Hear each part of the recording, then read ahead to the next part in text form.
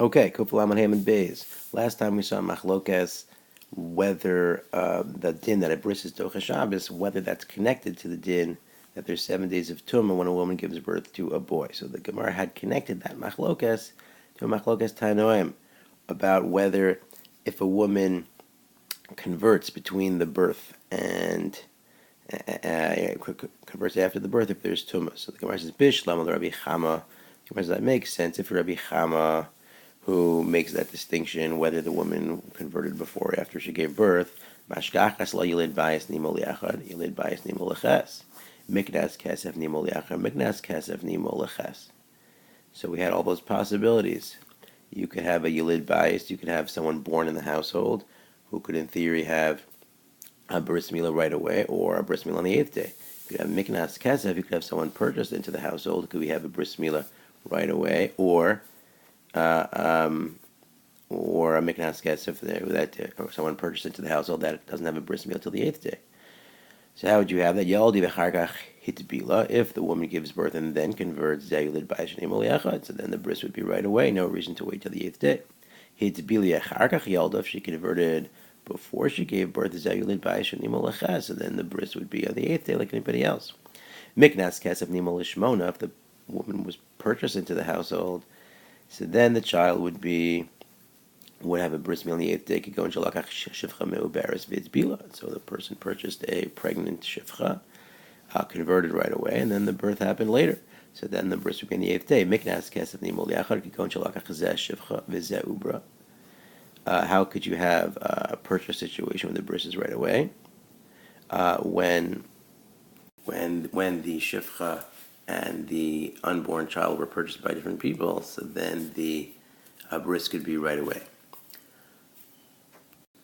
Okay, but for the Tanakama, so how do you have that? Bishlam akulu mashkachas lahu. So most of those situations are easy to figure out. Ella yilid bayis nimo liachad.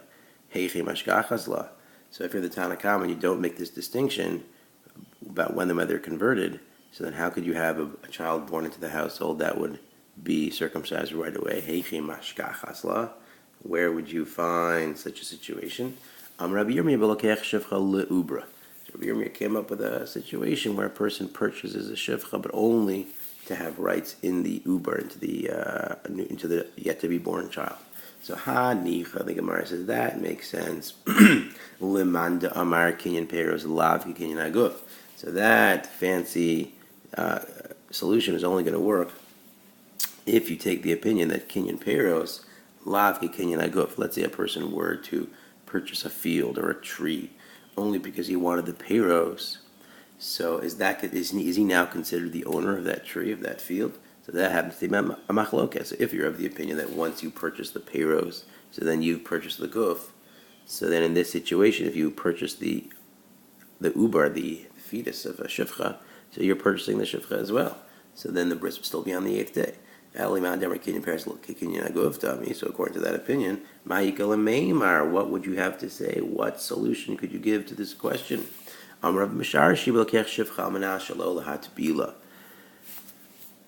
Rashi suggests that the situation is when a person purchased a shivcha on condition that he wasn't going to convert her, so then the child is viewed independently and the bris milah would be done right away. Okay, new topic. Tanya. The Gemara quotes a brisa. Rabbi Shimon Gamliel Omer Kol Sheshah Lam Yom Ba'adam Eino Nefel. So Rabbi Shimon Gamliel quotes a brisa that any child that has shahah, like the word shahia, like we had in the third parak. So any child that stayed around for 30 days, that reached 1 month old, ba'adam with humans, eino nefel. So now we can safely say that this child is not a nefel. A nefel means an unviable person. Sometimes, unfortunately, a baby will be born alive, but not viable, won't make it more than a few days. Once you've made it through 30 days, so then you can be confident that the child is not a nefel. The proof comes from a pasuk in Parshas Korach that Pidyon HaBen is performed once the child is 30 days old. Why not do the Pidyon HaBen right away? because again, Pidyon Ben involves a monetary transaction. You pay the Kohen 5 silver shekalim in order to keep the child. So anytime the child is less than 1 month old, how can the Kohen collect that debt when the Kohen can't prove that the child is even viable? Once the child has survived more than a month, so then the Kohen can say, look, this kid is sticking around. Pay me my 5 shekel. Okay, when it comes to an animal, so the equivalent time for an animal is if it lasts 8 days. If it lasts 8 days, we know the animal is for real. So we know that an animal can't be brought as a korban until it's at least 8 days old. So the implication of this brisa is that if the person did not make it 30 days, so then it's a sveika havi. So then it's a suffix. It's doubtful whether or not the child is viable. So if we won't do a pidyon ben until we're sure that the child is viable, so the Gemara's question is mimhal heichi mahalina le. So the question is, how could you do a bris milah on a child you don't know is even viable? So now, if it's not Shabbos, so there's no risk involved. But if the bris is going to be done on Shabbos, the child is only 8 days old, so you don't know conclusively if the child is viable. So how could we be mechal Shabbos for such a bris? So Amar Rav Ava Malano Sami Manavshach. Rav Ava says no, it actually doesn't matter. Mi Manavshach. Manavshach means either way. Im Chayhu Shaper Kamayel. Because look, there's only 2 possibilities: either the child is viable or he's not viable. Im Chayhu, if it's a viable child, then Shaper Kamayel. So you're doing you're doing a good thing. Shaper Kamayel. You're doing a good thing by doing the bris milah on Shabbos. It's a mitzvah. Im lav, and if it turns out that the child is not viable, God forbid, then mechatech bebasaru. So then you're not really doing a malacha. There's no malacha in cutting up a dead body. The malacha is doing an operation on a live body. So you're safe either way. Oh, the Ela D'Tanya Safik ben Zayin Safik ben Ches Ein Mechal and Alavas Shabbos. But wait a minute, we learned previously that a child who is a ben Ches, a child who is 1 month premature. So the Chazal assumed that was a sign that the child was not viable, and we said that if we're not sure in that case if a child is viable or not, then we're not machal Shabbos to do the bris. We already said that. So wait, what happened to Rav Ada bar Ahava's mimanavshach? How what's the risk? Why would we not be machal Shabbos for such a child? So the Gemara asks, Amai, why the caution? Nimhalei mimanavshach. Why not use this mimanavshach that Rav Ada bar Ahava gave us? Im chayhu shaper kama. Once again, if he's alive, no problem. Im lav chatich bebazaru, and if he's not alive, also no problem. Amar Mar Bered Ravina Anav Rav Nechmi Bar Zecharia Targimna. So Mar Bered Ravina teamed up with Rav Nechmi Bar Zecharia, and they said, we figured it out. Mim malhachi nami malina and lay. So indeed, that brisa which said we're not machal Shabbos for a suffix viable child didn't mean we're not machal Shabbos for the bris. No, mim malhachi nami malina and lay. The bris itself, we do. What was the discussion about? Lo nitzrach ala machshirei mila v'aliba d'Rabbi Eliezer. As you recall, at the beginning of the parak, we discussed at length how Rabbi Eliezer extends the heter of a bris mila on Shabbos to not just the mila itself, but to all the machshirim, to carrying the knife, to making the knife, to all the other things you have to do to prepare for the bris mila. So the mimanavshach is not going to help for those things.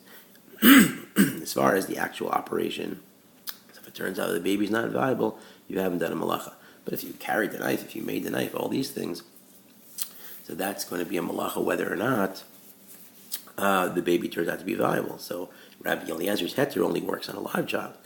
So if you have reason to think, if the child was born 1 month premature, and you have a reason to think that the child is not going to make it, so then you can't do the machshirim according to Rabbi Eliezer. Okay. Rabbi Ketanoi. Once again, the Gemara lines up this machlokes with a machlokes Tanoi. V'chi yomus ben abhema asher hilachem liachla Yavi ben shmona shein shchitas mitarasa. So the pasuk says, "V'chi yamus b'nei behema asher hi lachem liachla." So we know, so the animal which is kosher, so if you shecht it, so then you can eat it. But what if the animal just dies? Ki yamus, it dies on its own. That's what we call a nevela. So that actually would make a person tummy to touch the carcass of an animal. So the pasuk is lahavi ben shmona shein shchitas mitarasa. So the extra wording in the pasuk is to include a ben shmona, meaning a prematurely born animal, which may have been shechted physically, but since the child was not viable, the shechita does not prevent it from becoming a tuma producing carcass. Okay, so Rabbi Yosef, Rabbi Yehuda, Rabbi Eliezer, Rabbi Shimon, Omrim shchitas mitarasa, but that's a machlokas tanoim. There's other tanoim that say, in that situation, the shechita is mitar. So my lava kamiflige, doesn't that sound like a related machlokas? Demar savar chayu, mar savar meisu. That according to one, we treat the prematurely born animal as viable as living, and according to the other one, we don't.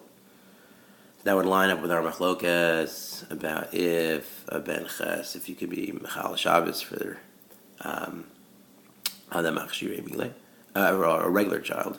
Amar Rava responds, no, Ihaki had the miflagili inyan tuma, v'tara liflagili inyan achila.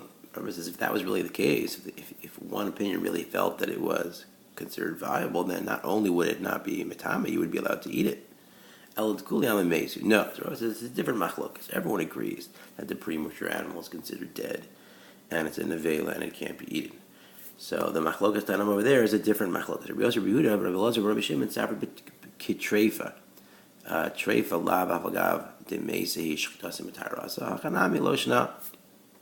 Linyan tanoim give it a status of a treifa. A treifa is an animal, a kosher animal, which is shechted properly, and then it turns out that the animal wasn't healthy and can't be eaten, but it's not a carcass. It's not something that would bring tumah. So Rabbi Elazar, Rabbi Shimon are putting this animal in that category. The Rabbanan, they're saying loshna, it's the same thing. Rabbanan lo dami l'treifa. The Chacham say it's not the same as a treifa. Treifa haisala shasa kosher. Treifa, for a minute you thought it was kosher. It was a kosher, only shechted kosher.